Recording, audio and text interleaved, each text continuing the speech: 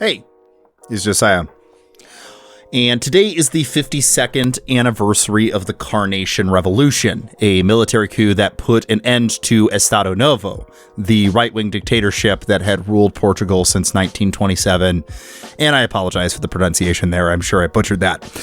This revolution brought democracy and republicanism back to Portugal and led to the withdrawal of Portugal from a number of its African colonies. It was also, at least on a surface level, a socialist revolution. A few months back, I had Rike on the show to talk about the Portuguese film No, or the Vainglory of Command, a film set during the Portuguese colonial wars that reflected on Portugal's history and national identity. On today's episode, Rike is back to build off some of the themes from that episode as we talk about the Carnation Revolution. It's a fun episode, and I hope you enjoy it. But before we get going, I do need to say that you can support this show on Patreon. For a mere $3 a month, you get access to a whole back catalog of exclusive episodes, as well as at least 2 new ones each month. You also get access to the Fruitless Discord, as well as the occasional deleted scene from a main feed episode.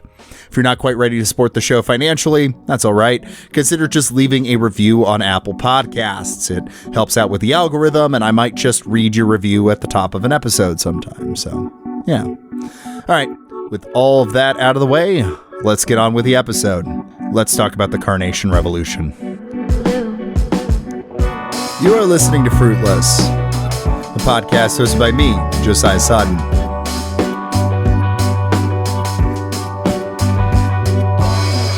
This is episode 85, Revolution in a Socialist Fashion, featuring Rike.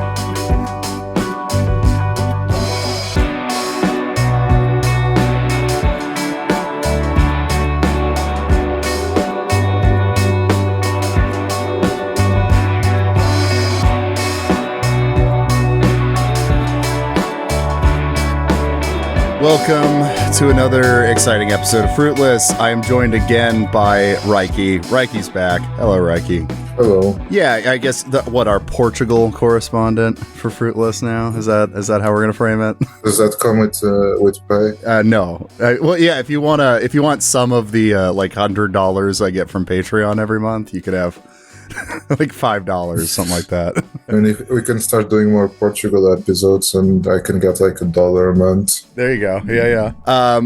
So we're talking more Portugal because after we did the episode on No, or the Vainglory of Command, after we did that one, we had talked about wanting to come back sometime in April, specifically, hopefully on the anniversary, which if I edited things right, this should be coming out on the anniversary of it, talking about the Carnation Revolution, which is a subject you're obviously, interested in, and one that I know basically nothing about, aside from it's the good military coup. That's kind of my working understanding of it, which is probably a bad understanding of it. So, what happened? So once upon a time, on the corner of Europe, there was a very, very bad man.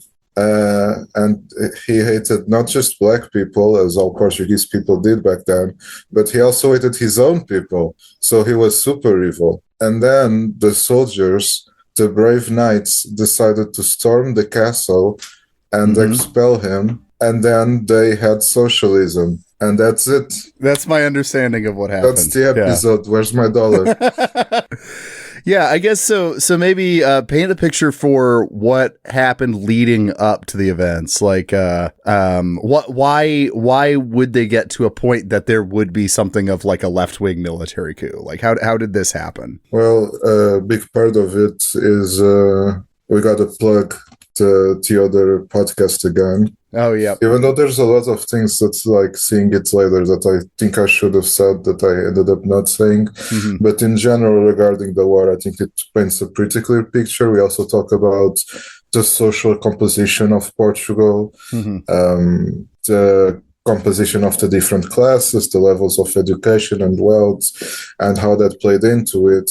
And how being called to die in a completely different continent when for 20 years you knew nothing but your village plays into your conscience. Right, because it's, like we said in the episode, in the 70s there were these, or actually the 60s and the 70s, there were these wars of Portuguese colonial wars, where I don't know, is the attempt to hold on to the colonies. You see this in a number, Algeria for France, Vietnam for France, and the U.S. There's these wars that happen around this time related to decolonization, so they were just yanking rural Portuguese to go have them die in Africa. Yeah, and in this case, it was completely farcical and pathetical because, at least the French, they extracted uranium from Mali and Burkina Faso.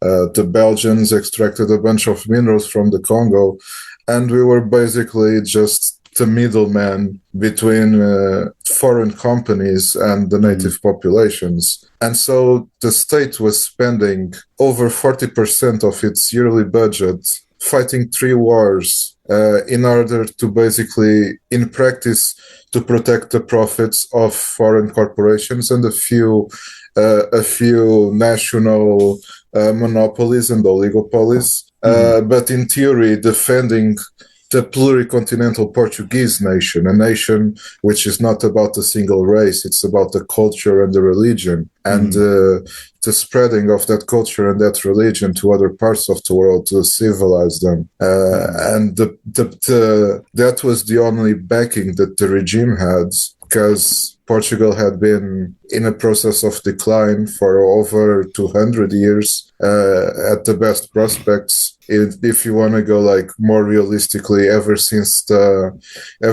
Habsburgs had Portugal in their domains. Yeah. So for like 300 years at that point, when the Portuguese colonies started getting neglected, and then we lost colonies, so we lost money, so we couldn't have soldiers to defend the colonies, which made us lose more colonies and lose more money and more soldiers. And that went on across the modern era, across the Napoleonic era, the Victorian era, etc. So that idea that we were there first and we fit in was the differentiator. Now, we are the good colonists. We're not like the English. We invented colonization. You guys ruined it. Yeah.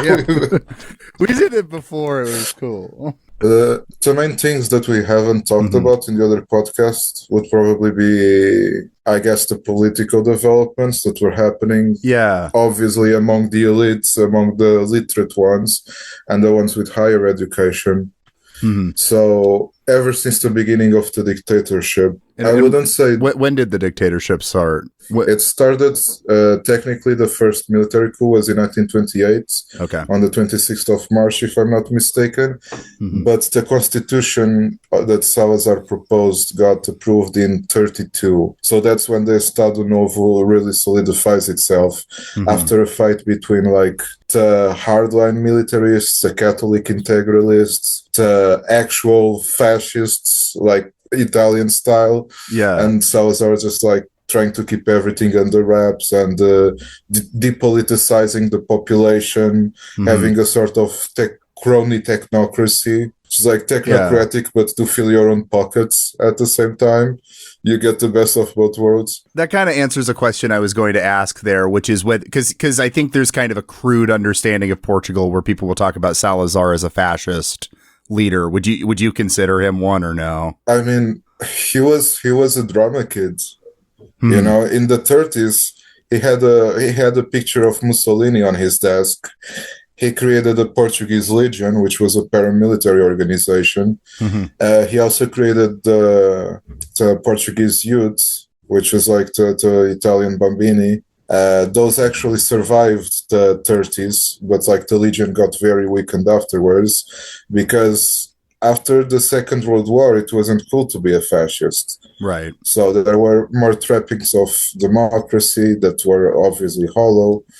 There was a sort of demilitarization of the Legion and the youth, but Salazar tried to use the trappings of fascism for his own purposes, for diplomatic and economic purposes, while at the same time keeping the fascist true believers at bay. So it's not like he did send some to the Spanish Civil War, and there was some of those that even ended up going to Russia, but the fascist organization that was started by Rolão Preto, which is a very funny name for Brazilians, which I've learned from my students because Rolão is a slang for a big dick and Preto is black, so the Brazilians love that name.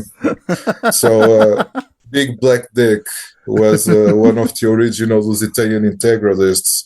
And the integralists were like basically like municipalists. Yeah. They were basically like fucking Lord of the Rings ideology.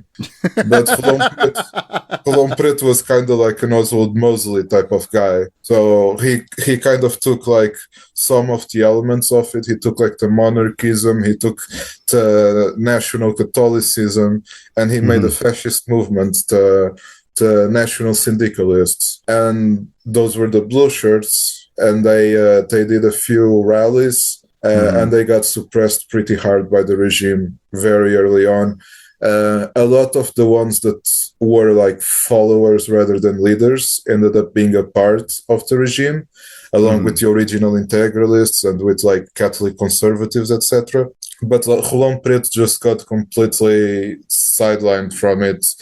He ended up losing all credibility when he defended that Germany should win the Second World War. Yeah.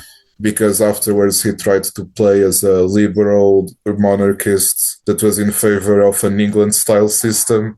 After making Salazar look like Joseph Stalin in comparison. So. Right. Okay. Yeah. So this is because we did a few episodes on Fruitless about fascism, about like Paxton's Anatomy of Fascism, and a few books like that. I think what you're saying kind of lines up to his reading on Salazar and Franco, is that they're like, you know, they were leaders that came to power on the backs of fascist movements, but eventually just kind of became old school right-wing authoritarians. Yeah. And this idea of these firebrand revolutionaries that in reality have no power being used as sort of a moral framework for a revolutionary movement that they end up having no part in is going to be very relevant for today's episode. Right. Okay. So Salazar takes power, you know, using the fascists a little bit, and then, you know, maintains an authoritarian right-wing government for many, many decades. Fast forward, now we're in the crisis of the 60s and 70s. The Portuguese colonial wars are going poorly. And what happens? How does everything break? Well, we're going to rewind a bit to the 50s. Okay, because after the establishment of the dictatorship, we had a sort of rainbow coalition between the Republicans that stayed loyal to the old system, the communists, the socialists, and the Catholics. Now, when I say the Catholics, we have to be very specific here, because we're not talking about big bishops in conservative regions. We're talking about the League of Catholic Workers, the League of Catholic Youth, which were the two trade union organizations. We're talking about parish priests.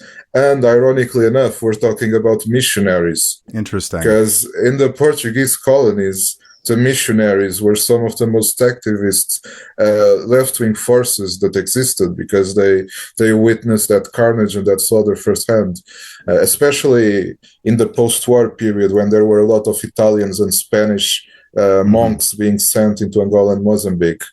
But I think what really shatters that unity is that a general, Humberto Delgado, in that post-war period of democratization, he openly says, when a reporter asks him, if you win the elections of president, because the president didn't govern but could make the government resign, what will you do about Salazar? And he said, obviously, I will fire him.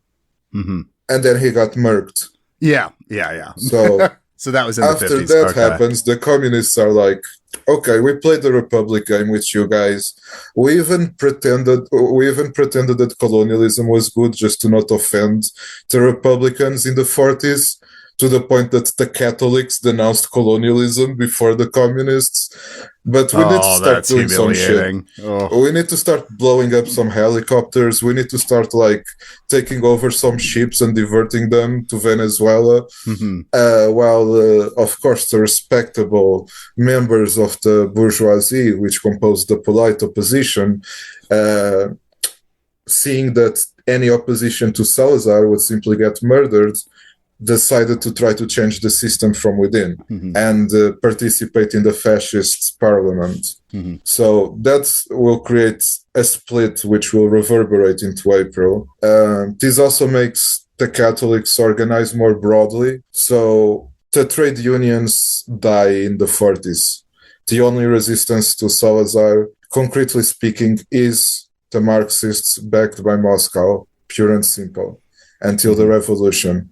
But some reformist Catholics, from liberals to social democrats, are going to start meeting in secret. Especially the most famous chapel is the Capela do Rato in the Rato district of Lisbon, which is actually pretty close to the Assembly of the Republic. And those are actually going to be the origin of a lot of politicians from the center-right to the center-left on the post-war. So this is literally like a fucking Netflix season where they try to force like a prequel, and they have the grandparents of them like rising up through the ranks into the positions that they would eventually have. It's literally like that over 20 years. Like everyone is counting their rifles, their forces, and of course the war happens. The war becomes a bigger problem, and the soldiers get tired of the war. They organized, and captains, majors mainly, organize the coup of the 25th of April. It wasn't the first attempt. There was one in the previous year, in Caldas das Rainhas, which failed. There were a lot of navy revolts across the entire dictatorship. The Navy was always very opposed to the dictatorship, both on Republican molds and then on communist molds. The Navy, after the revolution, is going to be the only faction of the military in which the Communist Party actually holds concrete power and not just influence. And afterwards, in order for shit to not hit the fan completely, Antonio Spínola, which was on the most progressive wing of the fascist dictatorship, which is worth what it's worth, because he was very progressive, because he didn't want hardcore colonialism. He wanted a sort of basically a proliferation of rhodesias. And that made him very progressive. That's very progressive, yes. So from the start, we see that, this revolution is being headed, its main legitimacy, at this point, its only legitimacy is revolutionary legitimacy in the hands of the military. Right. You have a bunch of middle-ranking officers that organize this, and they have to use a figure of the old regime in order to keep power. And this is going to obviously result in a situation where you're going to have a clash of forces competing to fill the void, because the Communist Party was always there. The communist activists were always spreading pamphlets, organizing strikes, getting arrested and tortured, which the Social Democrats weren't, the Liberals weren't, especially because, even in the Communist Party, the leader, Álvaro Cunhal, came from a relatively wealthy family. He did sort of a very theatrical gesture as a teenager, where he bought like a blue jumpsuit, and he told his parents that he renounced the privileges of his class, that he was an adoptive son of the working class. That's great. So yeah, he got put in jail. Yeah, he got put in the eat rotten slop kind of jail. While, for example, Mário Soares, which was a social democrat, who, for his credit, was very active, and he used his means to safeguard himself to the best way that he could. He defended a lot of communists. Instead of getting arrested, he was exiled firstly to the island of Saint Tomé, which is near the equator. Afterwards, he escapes. He goes to France. He ends up settling in Algeria, where they have a radio station broadcasting into Portugal. So you have Radio Free Portugal there. You have Radio Moscow. You have another radio in Romania for the anti-Moscow revisionists, because Romania is doing its Juche thing. Oh, yeah. So the Communist Party kind of claims the turf because they were there, but most of the people had no relation to the Communist Party. And even if you were a factory worker, you went to the union meeting that was scheduled by the, let's say, the Democratic Textile Workers Union of Alverca or whatever. It's a Communist Party cell. It's run by the Communist Party, but you're not in on the game. Mm-hmm. You're just going there because you got invited. And a lot of communist power was in those sorts of proxy organizations that had less attention from the political police. Interesting. But they didn't have a mass presence. Right. And even today, the main trade union organization is still heavily influenced by the Communist Party, despite its electoral irrelevance. And they have to bring in busloads of people from across the country. They have to say this bus is going to pass here at 8, here at 8:30, be there or be square. They don't convince people to, out of their own means, to participate in it. It's very regimented. It's very militarized, the way that the Communist Party operates. Yeah, it's vanguardist rather than mass politics in the same way. Yes. Right? Mm-hmm. And that's going to be a very big problem because just like with Russia, there's going to be a constituent assembly election. Mm-hmm. And if the only people that vote for you are the people who dedicate 20 hours a day to organizing for your party and 4 hours a day masturbating to the picture of the leader of your party, then you're not going to have much electoral success in the Constituent Assembly. Right. And so you're not having as much of an influence on this coming constitution, on this coming Republican system. Yeah. Yeah. And it's very I was involved with the Portuguese Communist Party, and I always fucking hated, talking to other people. They were like, oh yeah, Álvaro Cunhal, he was a real man. He said it like it is. But yeah, I never voted for the communists. But out of all the politicians back then, he was the only one that I respected. He knew how to speak and stuff. But I never voted for him. They weren't in the. It was the mean girls. It was the mean girls basically. You can't sit with us. And Mário Soares was the leader of the center left, and he represented the democratic opposition to the Communist Party. He was funded by the United States. He promised everything to everyone. I mean, I think he was kind of a sort of a Kennedy figure for Portugal. At the moment that he got elected, he said, yeah, I'm a socialist. My party that I created is called the Socialist Party, but we need to put socialism on the shelf. Because we got to develop this country. This is a classic. This is always a classic thing when you hear a leader say we really got to work on national formation and stuff. We can't do socialism until we have proper development. Good things always come out of that, right? So this election is sort of the ending of it, but this dual power had been building for a while. Mm-hmm. You have a lot of factions at the beginning, but I'll try to keep it as simple as possible. When things are really heating up, you have. Man, I'm trying to make sure that I don't leave anything behind so that I don't regret it again like the last podcast. But there's just too many fucking notes, so I'll just fucking improvise it. Yeah. Basically, there was a sort of Cuban faction in the military that was for creating base organizations. In factories, in schools, in the military, whatever. There was a group called SUV, Soldados Unidos Vencerão, United Soldiers Will Win, which was anti-officer. You made the revolution, but now you're supporting the parliamentary centrists. So the rank and file soldiers are going to take over now, bitch. They didn't, obviously. They united with the high school students of Lisbon and Porto. a very relevant political faction, because they were the only people telling it like it is about the Communist Party. Because in reality, the Communist Party, by putting a stop to the revolution, was no better than the fascists themselves.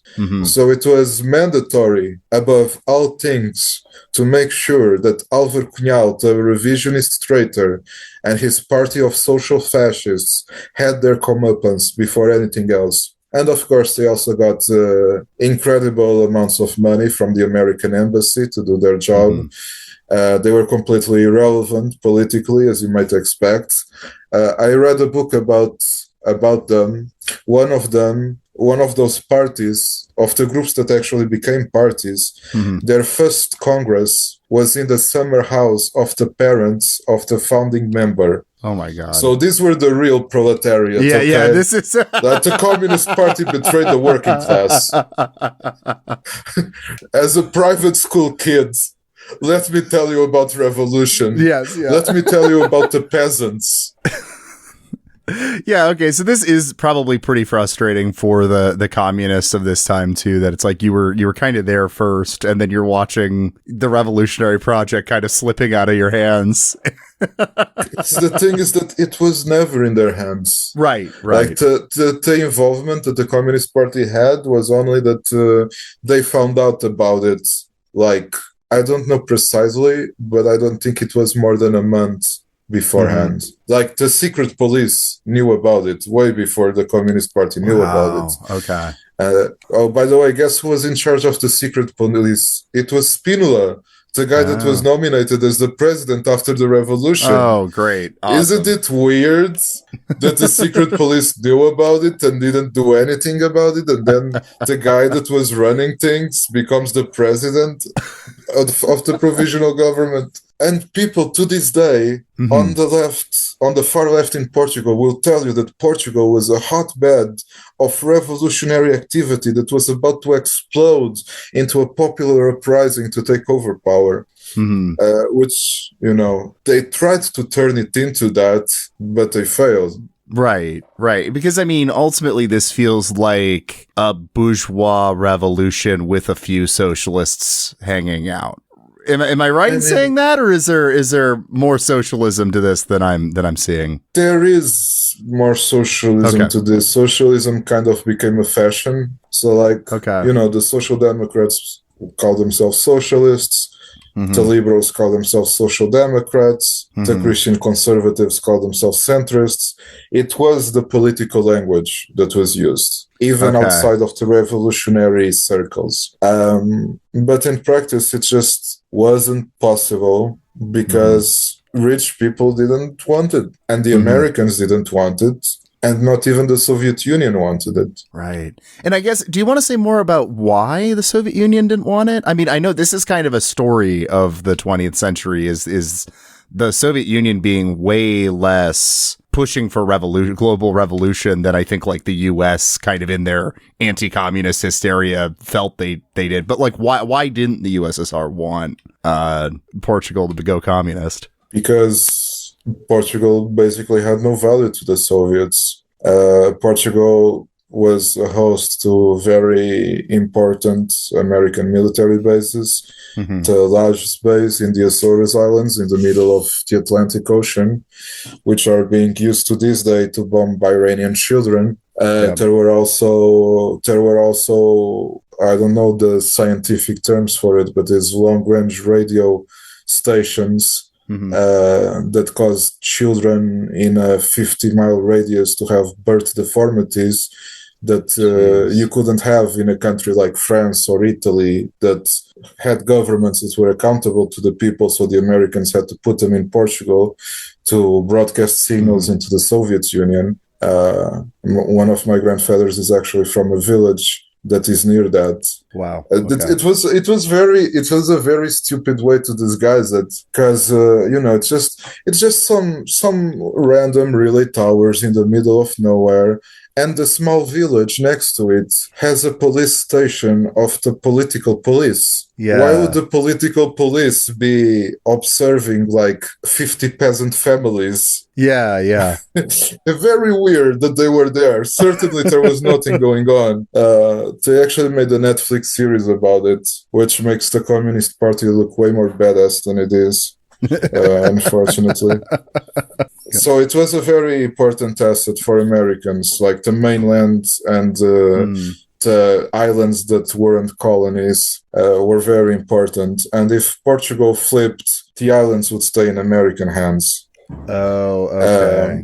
Okay. So you would have basically the poorest country in Western Europe surrounded by enemies that was going to necessitate your political, military, and economic support just to stand for itself. That makes sense. So, yeah, it would have opened up a whole new front in the Cold War if Portugal had flipped. So the communists, as the mean girls that they were, their strategy was just to start basically trying to hold their power through gossip. They would be like whispering into the ears of the military or into other political parties to try to basically have a shadow communist government. The ideal state for the Communist Party was for the provisional government to be fully composed of the military once again, and for the Gonçalvistas, which were the followers of Vasconcelos, which was closer to the PCP line, to be the ones in charge. And so Portugal would basically be a military regime that would have some form of democracy down the line that in reality would be indirectly taking orders from Overknal. Okay. So this was rejected by everyone to the left of him, everyone to the right of him, and even by people within the party itself, which saw that there were strikes and base mobilizations and joined them because that's what communists are supposed to do. And the Communist Party went to the point that they had a protest in Lisbon against counter-revolutionary strikes because the amount of strikes was impeding the development of Portugal after the revolution and sabotaging Portugal's development. Okay, so how did the Constituent Assembly go after this? So you have all these kind of political factions you've laid out a bit here, and then where does the transition to democracy, like what does that look like, I guess? Putting it, let's situate ourselves like in 75. The elections are being called for, I think they're called for the 25th of April of 75, 1 year after the revolution. The Communist Party, because of its ambivalent attitude, had a horrible showing. They only got, I think they only got 18% of the votes because they were really hoping for the dual power shit to work out. Yeah. Which is really weird when you're like telling people to not make Soviets. So fucking Albert Einstein.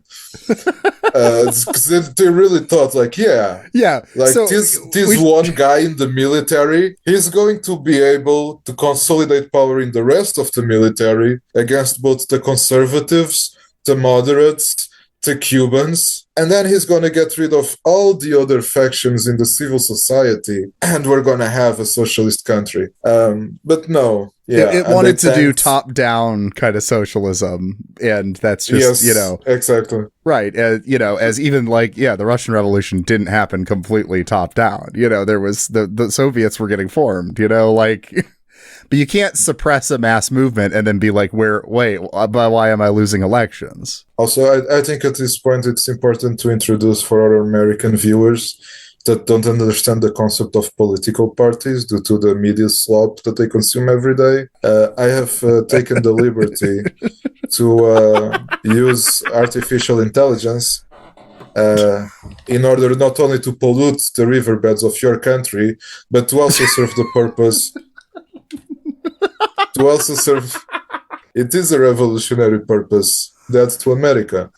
But also to put this in a language that the Americans can understand. Yeah. Okay, so and I'm conglomerating things a little bit, because like there's a difference between the conservatives that came out of the previous regime and the conservatives that wanted to go back to the previous regime, and the conservatives that wanted to collaborate with the people of the previous regime in the new regime. These are very subtle distinctions, but I'm going to generalize a little bit. These are basically the Astros, right? They're nostalgic. Wait, hard right. You've asked AI to put the political parties to MLB teams. Is that what's going? Okay, that is correct. So so who are the Astros? So the Astros are basically the right wing. They have very little power.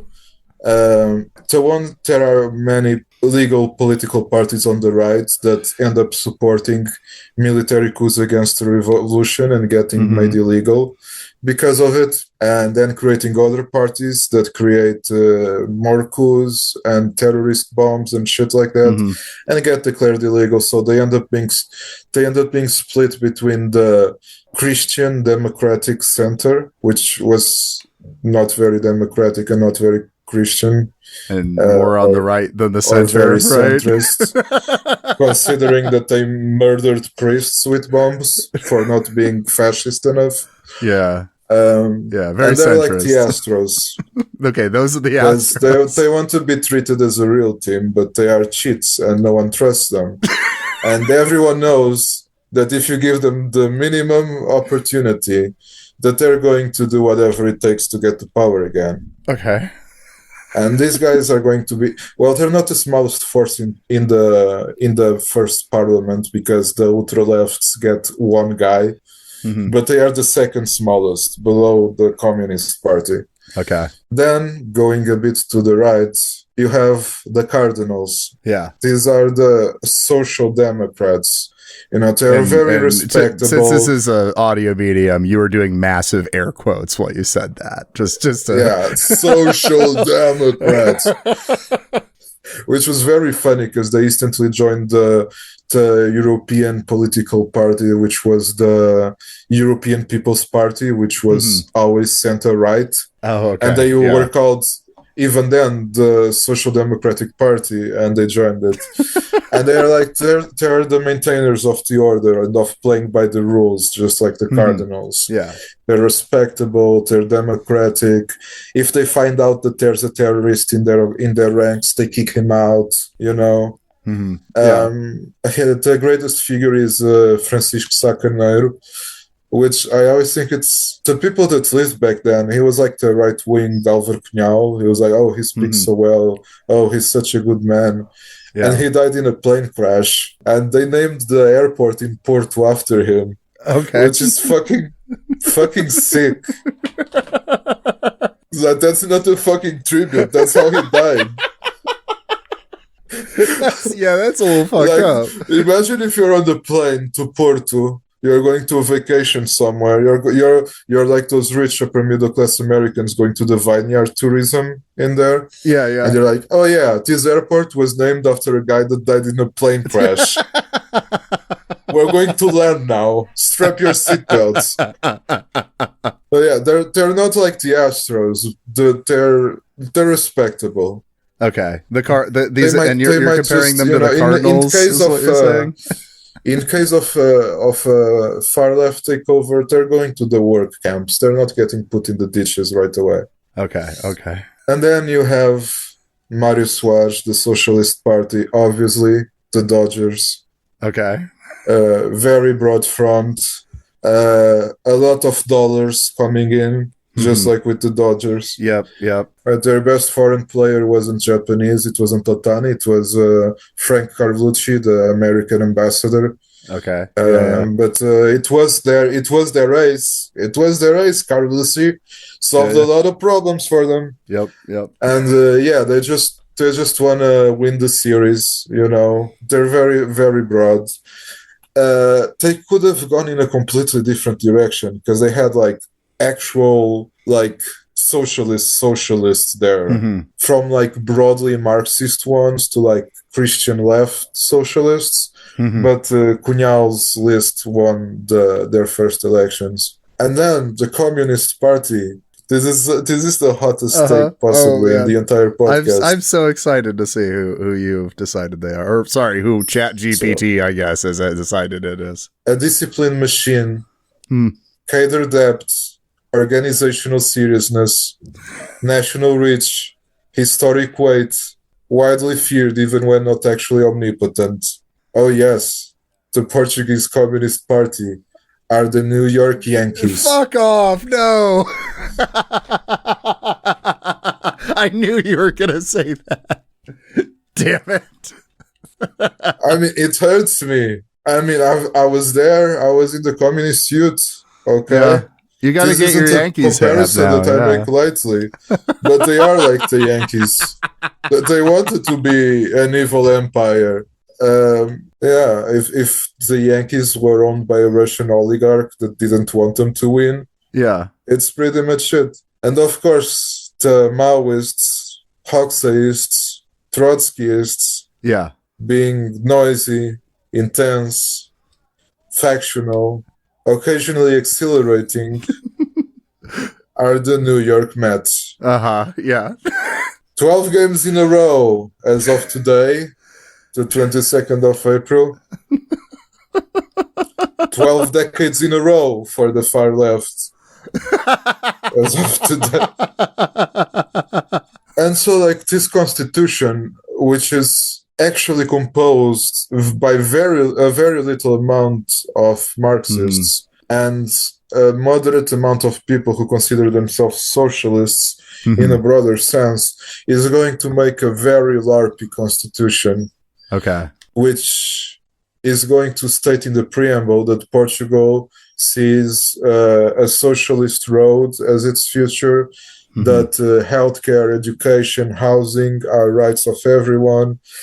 Everyone is going to vote in favor of it. The communists, the Yankees, the Cardinals, the Dodgers, even the Mets are going to vote in favor of the Constitution. Only the Astros are going to have the balls to be like, yeah, I don't care if you fucking like expel me from everywhere. I'm not going along with this shit. I'm a Christian conservative. I love God.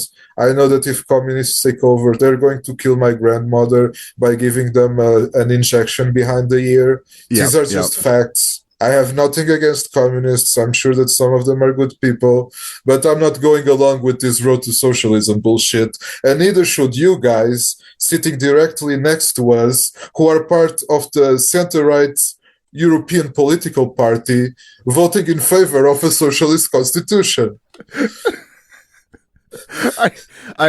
I do know that there are at least a few Astros fans in the Fruitless Discord that it's I don't think they went into this episode expecting to be slandered so hard. Like you're I mean, I feel sorry for them. Why are you even going to be evil if you're not going to be an empire? Like, congratulations, you have 2 World Series and your chest is hollow. How will you stand before the face of God? Okay, all right. So that's the kind of political makeup of this, of the post-revolutionary government. I guess the funny part is that the moment that the constitution is voted, everyone to the right of the Socialist Party is immediately like, yeah, this was very good, but now we have to revise it. So we can do that in 5 years. We gave too much democracy so let's start didn't preparing we? It. Okay. Peace, land, bread. Okay, what is this shit? This sounds kind of commie. Free education? Are you fucking serious? What about education should be possibly free? Possibly provided by the state. Yeah. That's more realistic. Yeah. These land seizures, that's kind of Bolshevik. Maybe we should reverse that. Putting the banks in service of the people, having them nationalized. Nah, man. I know we paid a bunch of money to the previous owners as compensation, but we're just gonna give it back for free because we're good like that. Because we have to promote, the harmony of the country. the upper classes are just as essential as the lower classes. Because who else is going to tell those fucking peasants what to do? But we're socialists. Yes. You know, it's for their own good. That's right. I believe they call it red Toryism. If there's any Canadian viewers out there, shout out to Canada. Fuck the Blue Jays. Yeah, they should have won. They should have won the World Series. That was, but yeah, okay. So immediately a lot of these gains start getting walked back. Like as soon as so did they successfully amend and revise the Constitution in the years afterwards? Oh yeah. Okay. I mean, there was the communists tried to save it by having the figure of the Council of the Revolution, which was composed of military figures that were unelected, which served as a sort of like mix between president powers and constitutional court powers. But the Council of the Revolution was finished in the first revision, which was in 82, if I'm not mistaken. But even before the Constitution was officially revised, it was already being broken. And it continues being broken to this day whenever they cannot revise it in time, because no one is going to do anything about it, because it's the parliament that elects the judges of the Constitutional Court. Yeah. So the socialist judges are going to let the socialist government privatize the banks, because that's socialism. Socialistly privatizing the banks. Okay. So I guess this kind of leads into the question that, you had mentioned, before we had recorded that this is, the Carnation Revolution is sometimes seen in left-wing circles as like the aborted revolution, I think is the phrase you used. The revolution that didn't happen, but you don't seem to agree with that. You do think there were some gains made, right? Yeah, on two levels. Like the main narrative of the gains, which I guess it's very inherited from the Communist Party, which is that, okay, this wasn't everything that we wanted. You know, we didn't make like a Soviet Republic of Portugal, but we gave concrete benefits to the people that were enshrined in law and that are never, ever going to be taken away.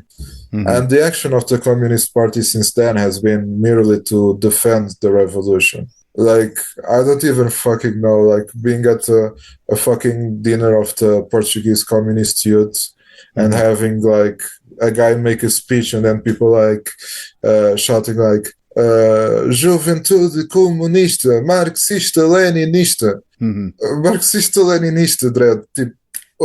Where is the Marxism-Leninism in there? Right.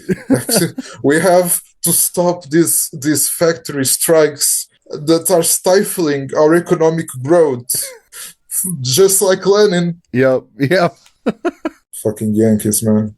So they see themselves as defending the revolution or whatever. But what really tangibly did change with the revolution? I mean, outside of the political structure. I mean, women were allowed to travel without the permission of their husbands. Yeah. Men weren't allowed to beat their wives or rape them. Workers were entitled to compensation if they were fired. They were allowed to strike legally. I mean, everything that is taken for granted. I mean, not in America, obviously, because we're still fighting for much of that. You are a proper proletarian state where people have the right to work. But what is taken for granted in the rest of Europe, that was built up over decades and decades of social democratic parties and Christian democratic parties negotiating, creating a welfare state, that was installed in Portugal in a period of 2 years. So it was a revolution. It accomplished in a revolutionary fashion what was done in a reformist fashion through most of Europe, is what you're saying. Yes, basically. Because those were the things that like everyone could agree on. Like even for most of the things, the actual Christian conservatives that were actually like the actual Christian conservatives, like the parish priests in the north of the country, which was the most conservative part, where they believed that the communists were going to kill old people with an injection behind the ear and shit like that. Yeah. Like they were still in favor of maternity leave. Yeah, right. Even if they prefer that women would stay at home and be mothers full time. Mm-hmm. Like those were things that everyone enjoyed, regardless of their political affiliation. It wasn't seen as being political issues. It was seen as progress, as socialism, because socialism became a meaningless word. It was socialism was just like the things that you were doing. It was socialism. It's kind of like patriotism in America, basically. It's just the same. It had the same vibe back then. Yeah. So this is everything that's good is socialism, and everything that's bad is not socialism. That's why everyone tried to shift their image towards socialism at the same time. So those were very real and tangential gains of the Portuguese Revolution. Now, there were attempts to take it further, but they simply collapsed. And it wasn't just because of the Americans, it wasn't just because of the Russians, it wasn't just because of the military, or it wasn't just because of the rich people, and it wasn't just because of the church. It was because people didn't give a shit. Right. People didn't care over whether China had itself also became a revolutionary, a revisionist state, and that Albania was the only real socialist country left in the world, which everyone should mimic. Like, go to a peasant woman that lost 2 babies to starvation because she couldn't have milk because of her subnutrition, and try to tell her about Oxyism. It's not going to work. Like, okay, can you give me some bread now? So those were the concerns of the people. And this is something that makes modern ultra-leftists in Portugal absolutely fuming. They just cannot accept that this is the case. Because even though that they were born into rich, middle, upper-class families and upper-class families, they think like proletarians because they read books. So the proletarians must have thought the way that the people in those books think, when in reality they didn't. And I think that the only possibility of moving things in a different direction would be if the Portuguese Communist Party could uncock itself from the guidelines of Moscow and actually establish dual power and actually be a vehicle for the Portuguese workers to have their own force competing with the bourgeois liberal parliamentary establishment. That could possibly have moved things further. You think they were too vanguardist almost, or how would you consider it? I guess they were just completely stifled. They could not move. They had the organization, they had the guns, they had the bombs. They could have moved. They could have started a civil war and sent the whole country to shit, send us to having the living standards of Palestine. But that was the option. You know, they were the big boys in the left, and they had to decide when the balance of power turned further and further against them, especially after the first elections. Are we going to try to maintain what we can, or are we going to go sicko mode? And apparently some people nowadays think that they should have gone sicko mode. Yeah. Do you think they should have? I mean, at that point, they did what they had to do. I can't blame them.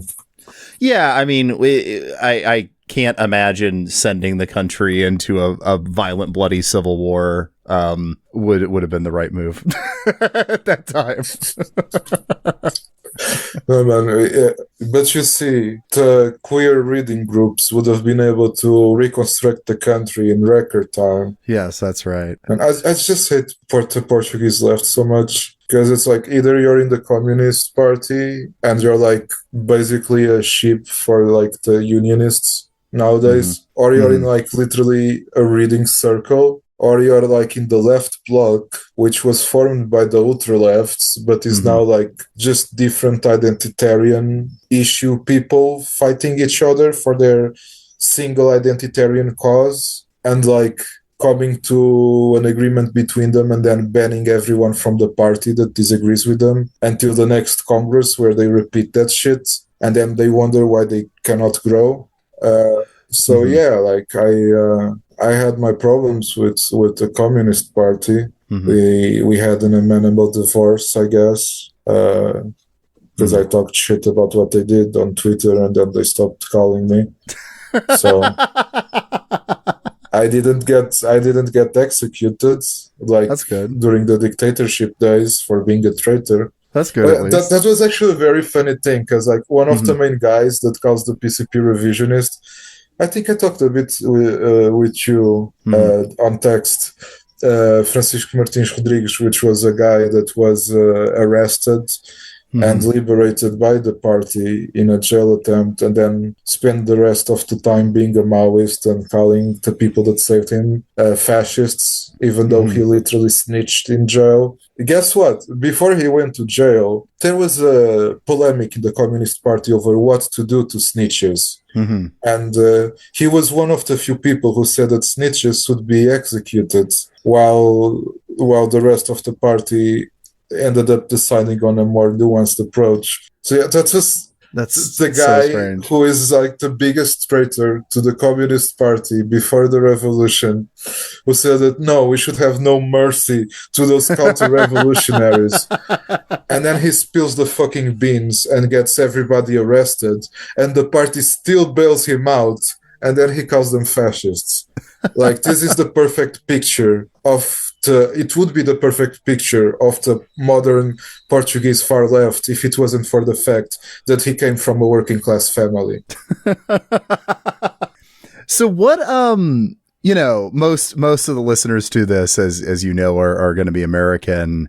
What lessons or comparisons or whatever can be made from the Carnation Revolution to kind of the context here? I'm kind of segueing into also the fact you think that there's not a lot of parallels and that people kind of use this revolution in like DSA circles and stuff in a way you don't like. Yeah, I think it's they have very simplistic interpretations of history. Maybe you could tell them about the baseball teams. Maybe it would help their understanding. I also did it for the military and for the church factions. Okay. What about the military factions? Let's hear this. What did you do for that? For that, I did the NFL. Okay, here we go. That's more my speed. Let's see. I only pretend to like baseball. I do actually watch football, so. Yeah, of course, you're a fucking flyover country hick. Yeah, of course. Baseball is just too complex for you. No, I admit, I'm too stupid. It's like slow cinema watching baseball. You know, it's nothing happening for like an hour, and then something happens. Cells in the movies, and then you can't do it for sports. Yeah, I can do it for Tarkovsky. I can't do it for the Cubs, my team. Okay, so I narrowed this down to 4 main lines. And so the first relevant military power after the revolution are the leftovers: high command prestige, order, national rescue rhetoric, conservative command style, thinks the uniform should settle politics. It's the cowboys. Yes, there we go. Yeah, the evil empire. The cowboys were put in charge of the presidency in the first provisional government. The cowboys tried to mobilize the people. They couldn't. When they failed to mobilize the people, they tried to create coups to take the leftists out of the provisional government. They couldn't. And when they couldn't mobilize the military to make coups, they started doing terrorism, including they were planning an attempt to create a false flag bombing at the shrine of Fatima to blame the Communist Party in order to illegalize it. Jesus Christ. So there were people that were planning on killing hundreds of pilgrims just to make sure that the Communist Party would also resort to bombs and assassinations and illegal shit after they were outlawed, and to create a civil war in the country, which would cleanse us from the filth of communism. Wow. Yeah, I hate that. So we're going like on the spectrum. So now we're going starting from right to the left. Okay. Yeah. Okay. We're going to the ones that did already participate actively in the revolution. But things were getting out of hand. These are the captains and the majors mainly. They were represented by a group of 9, especially after the 4th provisional government, and they were moderate. They wanted to like reset the system. They're in favor of discipline. They were in favor of a constitutional basis and reimposing a playbook after improvisation. So these apparently are the New England Patriots. Okay. Yeah. Yeah. I never watched an NFL game in my You life. have I no don't know. idea even what. No, that I've tracks watched me. like 10 games of baseball, man. That's it. I'm a real fan. You gotta believe. Well, I mean, thus far you're just listing teams I hate. So you're. This seems right. I'm interested as we go left here. Okay. So now for the Gonçalvistas, the ones with Vasconcelos, organized, state-heavy, institutional left, believes the machine can still be used to push the process forward, affiliated indirectly with the Communist Party, some with the Socialist Party in its left wing. It's the Pittsburgh Steelers. Okay. All right. All right. And then the insurgent energy, the irregular charisma, the popular power vibes, dangerous if you like them and dangerous if you don't. It's the Raiders. The Raiders are the far left? Yeah. The Raiders taking pictures with Fidel Castro in their visits to Cuba. Saying that we got into pogroms and shit. Right. Okay. I guess that's that. What? And also what? Irrelevant now, mostly? I think it's less about politics here and more about schizophrenia of it all. Yeah. Like it's just listening to songs of this period, like the amount of LARPing going on. Yeah. Everyone's acting like a socialist republic is being enacted while it's just like kind of a liberal democracy. Whole bands dedicated to just making songs like "The soldiers are with the people and they are never going to betray us. Please, soldiers, put your guns to good use. Do not shoot us. Shoot the rich and shit, please." Like just the soldiers are workers too. Okay, all right. So that's the NFL of the military, and then what was it with the church? Is that the other one you said you had the factions? Yeah. Okay. It's set to use NBA teams. Okay. Actually, we do have to talk more about the church because it's let's very talk more about the church. Okay, so yeah. So let's just stop pretending that Fruitless is independent from Mammonburg. Okay. Like, we're here for the Catholic leftism. But before we get here, we gotta have like a whole context of this shit. So the Catholic left predates the war in terms of unionism. It wasn't Italy, it wasn't France, it wasn't even Spain, but it was there. Mm-hmm. And especially in the north of the country, where Marxists and even anyone who called themselves socialists were viewed with suspicion, the Catholic trade unions provided a vehicle to realize those economic immediate goals of the workers. Mm-hmm. So they did have an influence in the later years of the First Republic. Of course, because they were unorganized and wobbly, they were very easily eliminated by the fascist establishment. Mm-hmm. And they were brought back after the war. In the factories, they collaborated with the communists. The main trade union Central, of which I'm a part of in my teachers' union, was created by the Catholic workers and the Communist Party working together to try to create a single national trade union Central, mm-hmm. Which, by the way, the fucking Dodgers sabotaged it because they couldn't stay in control, so they just created their own league. Okay, yeah. And so now we have two main trade union centrals. One which just does whatever the government parties want for some reason, and people are affiliated to them, which is very funny because like just yesterday the government was threatening, like, if that union central doesn't come talk to us about the new labor laws which we are imposing, we're going to just pass them on anyways. So they're basically like the rubber stamp for the rights, taking away our rights. Okay. Which is very hard to do when your measures include shit like ending the mourning period for women who have spontaneous abortions. So you just bleed yourself out and then you have to go to work the next day. Right. That's just like one of the laws that they want to push. Flexibilizing schedules, facilitating, firing people, shit like that. And they need to have that trade union come to the table to them instead of protesting and mobilizing people, because if they do that, then they can claim that their social partners were involved. And so this isn't an austerity measure. It's a modernization measure. So the militant church is against that in all of its different visions.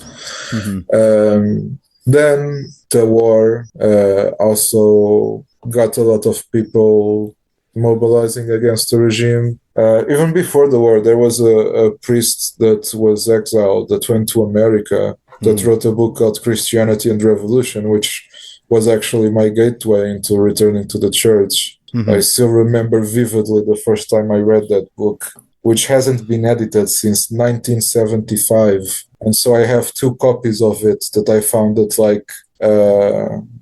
I don't know how you say it in English, like those street fairs where people sell secondhand shit. Yeah, because the book that I bought originally was already crackling and splittering because it's just glue and it's 50 years old. So But he was someone that joined Theory and Action after the revolution. He came back to Portugal. He organized unions and stuff like that. There was the Bishop of Porto, which was a very high-profile figure because it's the second biggest city in the country, who was also exiled. Well, he wasn't exiled. He was abroad, and then he was forbidden from returning. But technically, they didn't force him abroad. Who criticized the war and criticized the dictatorship. I also read a book when I was forming myself as an adult Catholic of the Bishop of Nampula in Mozambique, who was a Portuguese man that got assigned there, and he saw the violence of the war, and he sided with the movements for liberation, and so they had to move him to Goa so that he was far away from the national liberation movement in Mozambique. Sure. So the whole structure of the fascist regime in Portugal was basically hanging on sycophants of Salazar, like Cardinal Cergeira, who Salazar got him to be elevated as the Cardinal Patriarch of Lisbon through his connections. They were literally roommates in college. And it had a dual effect. I guess it had a triple effect in the end, because in the north of the country, where church networks were very dense, they did manage to have a conservative status quo. And in the south, where there was communist party cells everywhere, even if you were a fucking peasant, your landlords might as well have been during the Republic a progressive back then and have Republican secular socialistish views in the South, that sort of educated gentleman, man of the people, and there the church split between the ones that serve the needs of the people and the ones that were willing to let the church die and have the Communist Party serve the function of the church. And the Communist Party did serve the function of the church very well in Ribatejo and Alentejo, where it became a sort of civic religion, literally with martyrs and saints celebrated on calendar days. I think it would be very interesting to see if the Carnation Caucus, or whatever their name is, came to power in America. You'd have Hicks in Tennessee being like, we're the real revolutionaries here, down in the South. We're the real exploited, oppressed masses. God bless Chairman Mamdani. I never opposed Chairman Mamdani. I always been for Chairman Mamdani. I always will. God bless him. It was Alentejo was a ridiculously poor region of the country, and it still is. Nowadays, they're voting for the far right because an increasing amount of the people that live there are immigrants from South Asia, because nobody wants to work 12 hours a day in a greenhouse picking strawberries to sell to Swedish people and receive minimum wage. Right. Because that's the only thing you can do in there.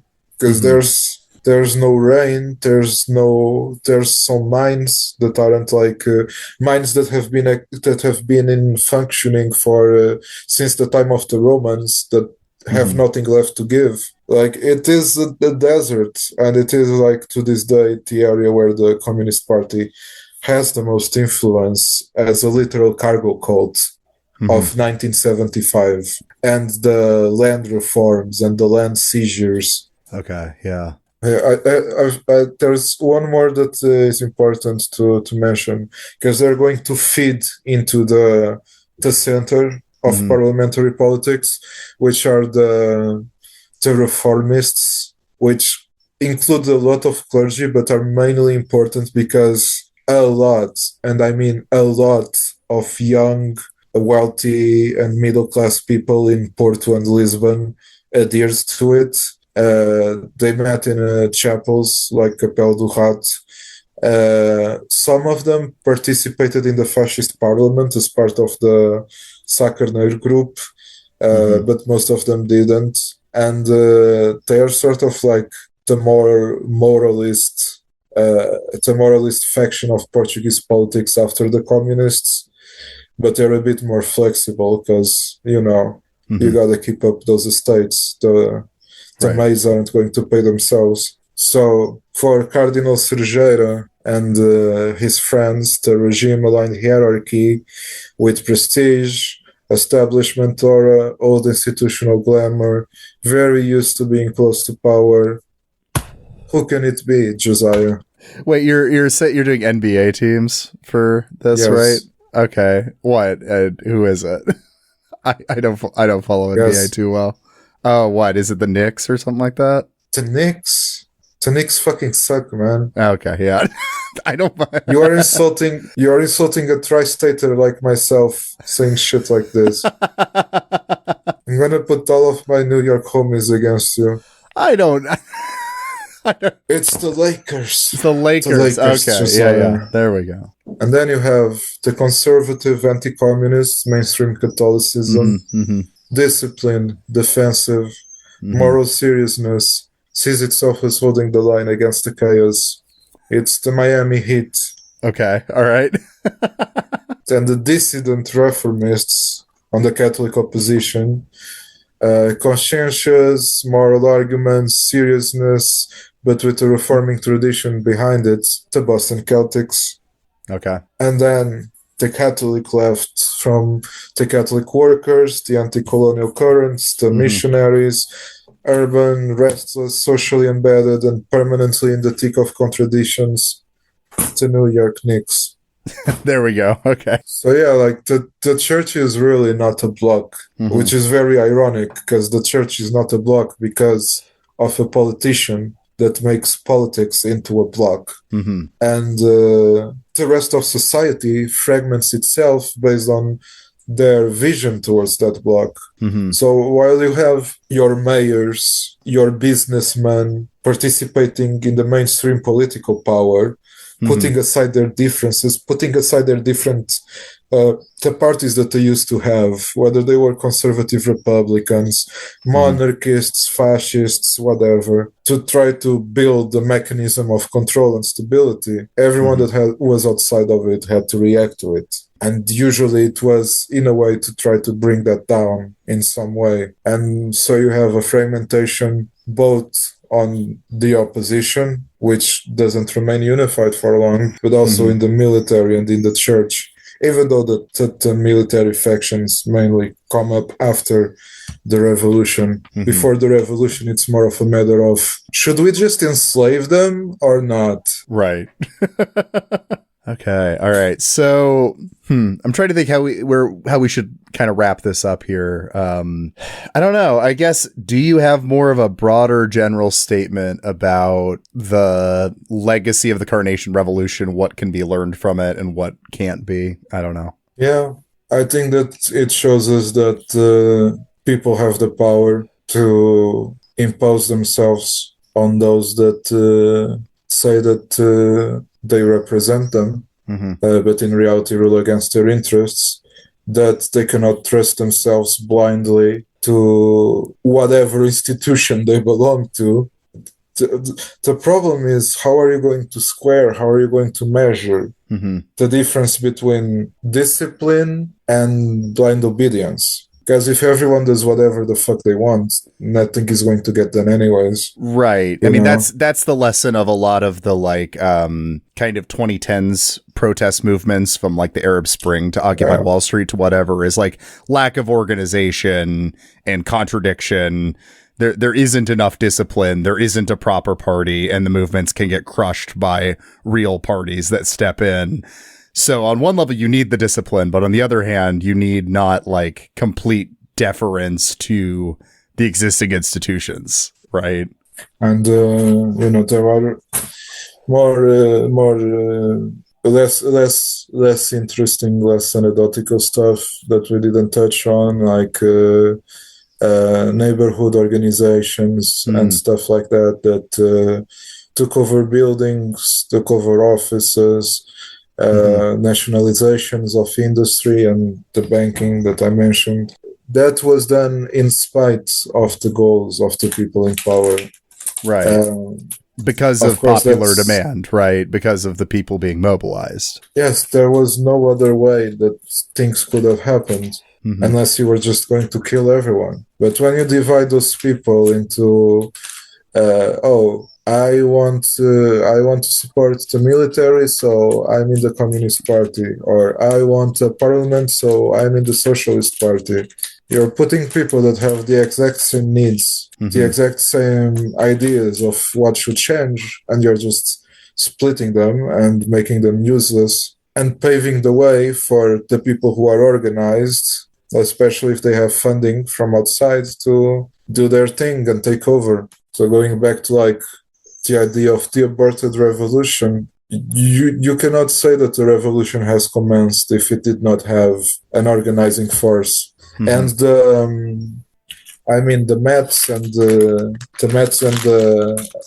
the Raiders did try to create wider top level of organizations that would coordinate all the local councils, but they just did not have the institutional leverage and the depth of cadres that what the Communist Party could have provided, for example. And at that situation where the Communist Party was being held back by respectability from the first moment, it was the duty of the communists to break with the line of the Communist Party, to break with prudence, to break with the attempt to take over the revolution from the inside and just start taking over shit as soon as it started. Because the army wasn't going to fire on its own people. If they did a revolution to not fire on the colonized peoples, they weren't going to fire on the Portuguese people either.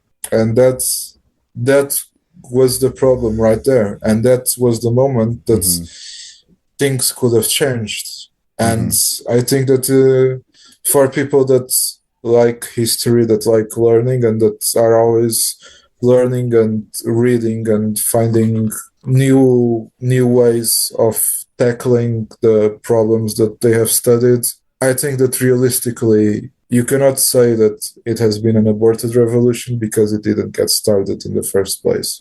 It just had aftershocks from a revolution that didn't exist. Like, what the fuck are you doing with the fucking caravan going around the countryside with like portraits of Marx and Lenin and like little billboards on the back of your truck explaining basic Marxist shit to people who don't even know how to read? Right. Okay.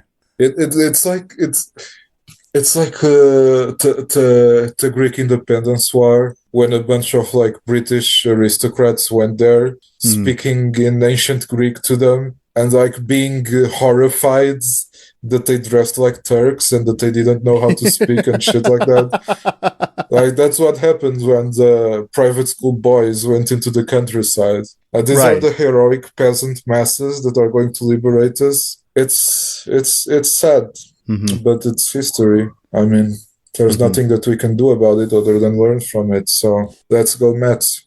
But on the Yankee Stadium, do we take their fucking infrastructure? Okay, yeah. Well, yeah, thank you for coming on. This has been really interesting. This is a subject I know very little about, so I think this kind of helped me understand it a bit better. And I think it's interesting that the takeaway is both that the political left needs to build more power and embed itself more in the institutions, while on the flip side, it needs to be mobilizing people more. It's both. It's the fact that neither was done well is why it failed. And so I don't know, I guess the political question and the social question are both related. You kind of need to tackle both if you're a socialist. I mean, the thing with like the mobilizing people is that they couldn't, like they just couldn't, like materially, like it had to be. The thing with the far left is that they followed Maoist theory. They did not follow Maoist practice. If they had done otherwise, they probably would have had more success than they did. They didn't adapt themselves at all to the conditions of the places that they went to the people that they tried to organize. They gave no answer to their demands. And Portugal as a country just was not ready for communism, because socialism had become a very fashionable word, but people didn't really know what it meant. And if anything, I guess that the Communist Party was hoping that if they had managed to take more of the military than just the Navy, that the Soviets would have like given them the green light, and they will have enough stability to transition things into a socialist model. But it had to be done openly. It had to be, there had to be from the start an idea that this is a socialist revolution, this is a people's revolution, that we are not going to allow anyone who disagrees with that to have a voice, no matter the consequences of it, because we are holding steady in this course. And when you allow people to use American money to print newspapers and bomb you, and you do nothing about it, while you're just withering away, you're going to lose. If anything, that is the main lesson. The left has to be comfortable with winning. That has to be our goal, by whatever means that we can, and without trying to be doing things in a way that is going to be approved by the people that hate us and want to kill us, because we do not owe them anything. Oh yeah. Well, thank you so much for joining. I guess do you want to plug like your I don't know, social media or anything? Do you want people to follow you anywhere? I don't know. You can follow Rike Boy with an I on Twitter, I guess. I opened my account recently just to share in the pain of the Mets fandom, to which I have unfortunately been tied to. Because you're a Mets fan? Yes. That's great. Because of Finch. Oh no. He forced me. What, okay, just because we've been talking sports, are you more soccer than, or I guess you would say football, but soccer, right? Yeah. Who are your teams? Traditional of the Portuguese. I am a Benfica fan. I am a fan of the Portuguese football Yankees.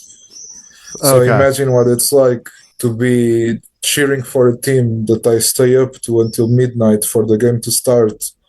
And then I see them losing to the fucking Minnesota Twins. You're not used to rooting for a loser? No.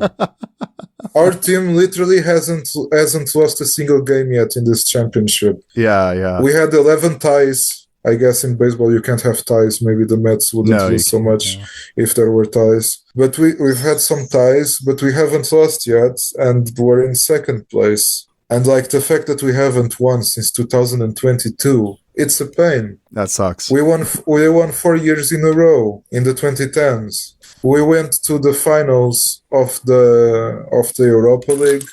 We went to the semifinals of the Champions League. Yeah. Like, we're like a European team, European scale team. And because of my heart, I have to cheer for this team of fucking professional losers. These fucking coping little bitches. Always, because they can't even get revolted. They're like, oh, that's the way that it is, you know? Yeah. Welcome to the Mets world. Haha, maybe next year. No, heads have to roll. People have to be fired. The president has to be killed. Justice has to be restored. You want a revolution in the Mets. Like, people have done fucking studies in Portugal. Like, when Benfica loses, there's a higher chance of having strikes, of having protests, of having political instability. Yeah. When Benfica wins the championship, people are content with the government. It's serious shit. Like, right. I was talking to Finch, and I was imagining, because of her social class, transposing it into Portugal, that her family would be Sporting supporters. And I fucking cried when I thought that. I physically shed tears, thinking that my girlfriend would be part of that fucking little cult of obnoxious, fascist, rich pieces of shit, if she was Portuguese. Well, yeah, that's a good note to end on. Yeah, we may not have talked about European integration and the capitalist restoration and stuff, but we talked about the important things. The important things, like football. Exactly. Hey, thank you so much for listening to today's episode. If you like what you heard, make sure to leave a review on Apple Podcasts. It helps out with the algorithm. And if you really like what you heard, consider supporting the show on Patreon. And one of the benefits of supporting this show on Patreon is that you get your name read out at the end of every episode. So, without further ado, this episode was brought to you by our lovely patrons, who include, I am once again Philip Cozy, I drink corn syrup, yum, Vita Breva, Avakai Brodagam, Caleb Sutton, regular sized horse, parentheses, small, Kyle Gannis, Moss, the worst of all possible worlds, Stephen, aka Spike Stonehand, Gavin Aronson, Joseph Gross, Robert Eilman, Attention Francis, Shy, Randy Sutton, Josh Christensen, Caleb Butler, Alex, Frankie Teardrop, Martha Zumak, Benjamin Rawls, Ian Friedenberg, Ian S., James Lunt, A. Aaron, Grouchius Marxius, Ruthus Truthus, Electron Shed, Jacob Dallas, Kitty Sparks, Alan, Dr. Shockmaster, Lord Zed, Ellie, Evan Jones, Nathan Thiessen, Alice Faust says to reach heaven through violence, and of course, Chris Barker. Thank you so much for listening to today's episode, and I will see you on the Patreon for the last episode of the month.